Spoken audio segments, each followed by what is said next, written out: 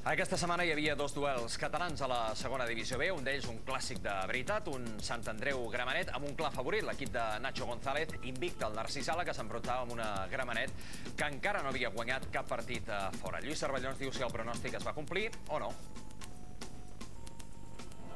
Sí que es va complir, perquè el Sant Andreu no volia deixar escapar l'oportunitat de situar-se com a colíder de la Lliga, ja que alguns dels seus rivals directes havien fallat. Els andreuencs estan fortíssims a casa i, en canvi, la Grama perd fora tot el que guanya a Can Peixauet. Ahir pràcticament no va inquietar la porteria de Morales. Aviat buscaria el Sant Andreu el camí del gol. Dani Martí va estar a punt d'aconseguir-ho. Aquesta rematada més clara va ser l'ocasió per a Miguélez, que va fallar amb tota la porteria per a ell sol. El públic no és que marxés per haver vist aquesta pífia del seu davanter, sinó per aixoplugar-se de la pluja.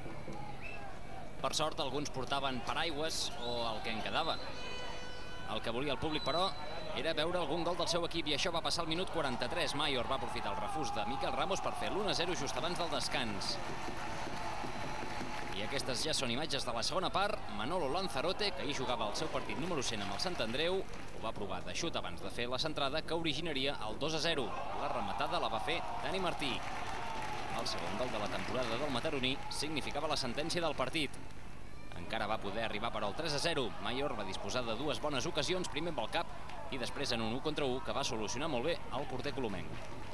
Trabajamos cada día para encontrarnos en la situación que nos encontramos ahora mismo, ¿no?